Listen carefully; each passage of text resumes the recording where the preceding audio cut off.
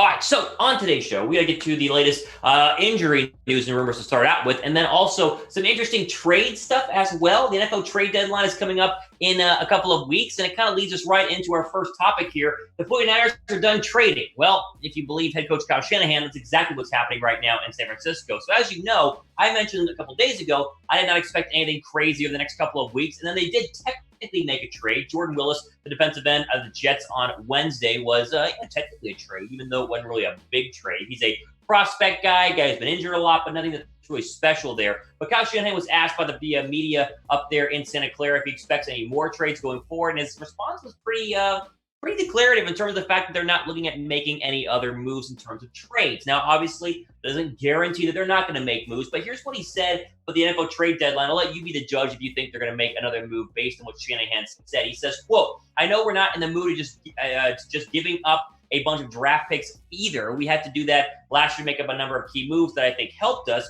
but we don't want another draft to where we don't have to, we don't want another draft where we don't have too many picks. So it's real important for us to keep our draft picks," end quote. And again, this makes a lot of sense. You go back to last year's draft, there's a lot of big-time players to the first couple of rounds. The Niners, well, they were able to make some moves and some nice maneuvering with only having 6 draft picks. They want to have a lot more going forward in terms of the 2021 NFL draft because teams are built in the draft. Even though last year, as he said, they made a lot of decent moves at the trade deadline. They made a lot of moves during the offseason to get them ready to go for a Super Bowl. Emmanuel Sanders was still a good move, but it's a bad long-term move because, as you know, Emmanuel Sanders is currently not on the 49ers. So you basically rented him for a third-round draft pick. Now, going over to the trade that did happen, just make it clear. Harrison did a good breakdown of this, but this is nothing crazy special. Jordan Willis is a very, let's just say, raw defensive end coming out of the Big 12, been dealing with injuries, barely played this year for New York. Nothing that can make us go, oh, well, look, they made a really impactful trade at the defensive end spot. We need defensive ends. This is huge.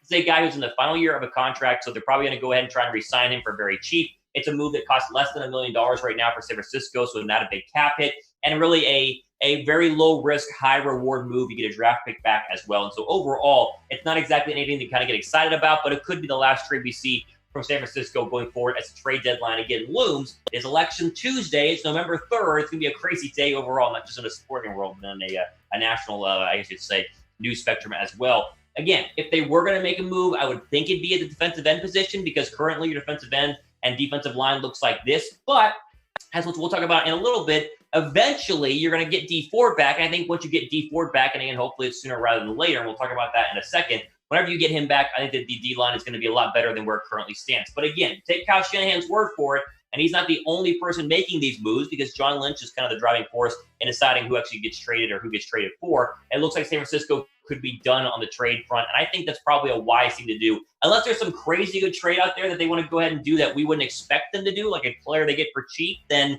I think we're basically where a lot of 49er fans expect us to be. Keep thinking about where I expect us to be. We're trying to get to 30,000 subs here on the 49ers Report, so make sure you guys hit the big red subscribe button. We've gained 300 subs in like 2 days, so we're getting very, very close to 30K. Help us be. Maybe you're the 30,000 subscriber here on what is the fastest growing, and in my opinion, the best 49er channel on YouTube. So go ahead and hit the big red subscribe button down below. That way you can help us get the 392 subs we need to get up there to 30,000. Okay, key injury updates. Again, it's a 49er news and rumor video, and so we got to talk about the latest injury news because it's bad in terms of Richard Sherman and D Ford. So a lot of guys are still recovering from recent injuries, and there's a few that could technically be back, which would give a massive impact and a big boost to their position group. And D Ford and Richard Sherman are 2 of those guys. The problem is that D Ford and Richard Sherman are going to be out till at least, wait for it, after the bye week based on recent reports. And so I thought that Richard Sherman was going to be back a couple of weeks ago. He had a setback on that injury on the lower body and has basically pushed back his rehab even further. He is not coming back anytime soon. The good news is, though, I think, and this is breaking news, I think Trent Williams practiced today. So it says he's unlikely to play on our graphic right there. I just read on Twitter he practiced today, meaning he might be good to go on Sunday. Let's go back, though, to Sherman and D Ford. Here was Niners Nation, a great write-up here on Ford and Sherman. Quote, Shanahan said he had hoped to have answers regarding Sherman's injury, but it'll be, quote, a few weeks. This has gone a little longer than expected. He added the same apply to D Ford. There wasn't any new updates on Ford. Just the team is hoping and hopeful he returns by the bye. Around the bye is a couple of weeks. Like that's not soon. That's not happening this week, next week, or the week after. I mean, this is a big setback for two key players on a defense that, while they played better against the Rams, they still, getting Sherman Dee back could be absolutely crucial. Let me know which injured 49er do you think they need to get back the most. I think it's probably Dee. If you had to pick any injured 49er who could actually come back this year, right? Because Bosa is the obvious answer. But we can't pick Nick Bosa because he's obviously injured. But still, I think it's Dee because pass rush has been probably their biggest weakness after all the injuries that they've had. With the secondary kind of gelling with Emmanuel Mosley coming back, Barrett played well against the Rams. I think I would go ahead and go with Dee. But let me know what you guys think down below in the comment section. Here is the next 5 games, and why, again, it's bad news that Ford and them and Sherman are going to be out till at least the bye. That's 5 weeks from now. And look at this stretch. This is the gauntlet stretch for the 49ers at New England, at Seattle.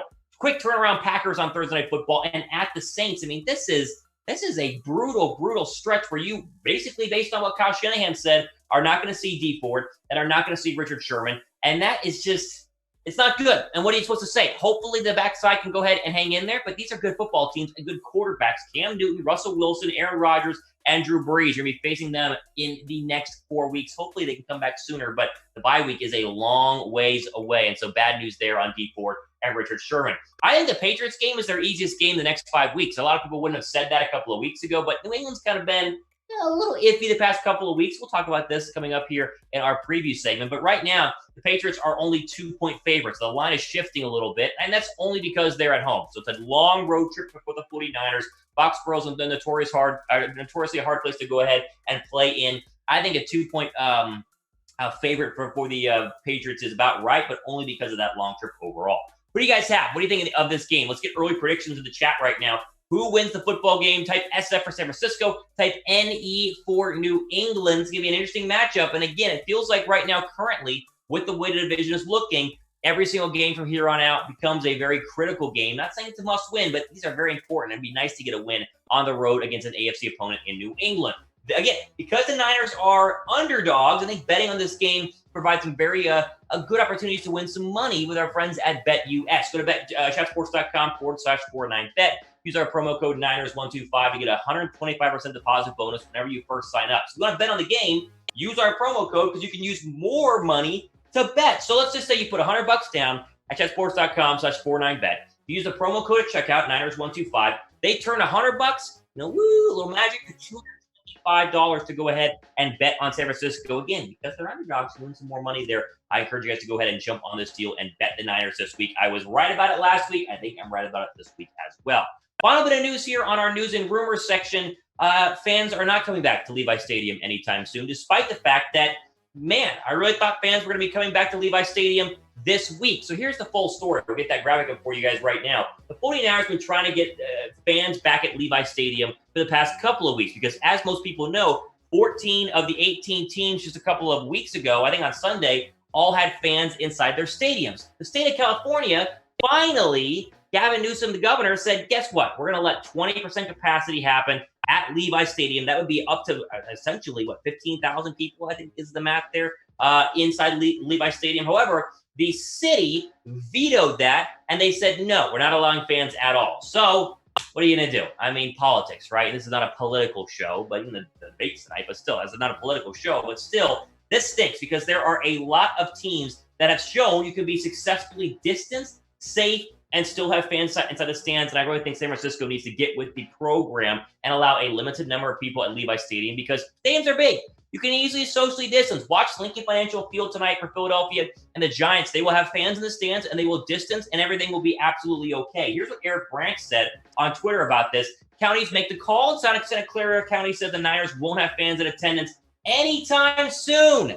And a statement that also notes rising COVID rates nationwide and increased risks in the winter months. All right, so again, this to me is, it's not dumb because, again, we're talking about people's lives and safety. I understand that. But every other stadium that has opened up has proven and shown if you make people sign the waivers, wear the mask, and socially distance, which is what you're supposed to do whether you go to the grocery store or to Levi Stadium, why can't we have a limited number of people at home for the Niner games? The Niners are going to look like they're going to be, along with all the other California teams. You talk about the Rams and then the Chargers, the only 3 teams in the NFL that will have no fans in the stands going forward. And this stinks. I think that they should allow a limited number. I just think it's dumb. Type Y down below for yes. Type N down below for no. I want to hear from you guys.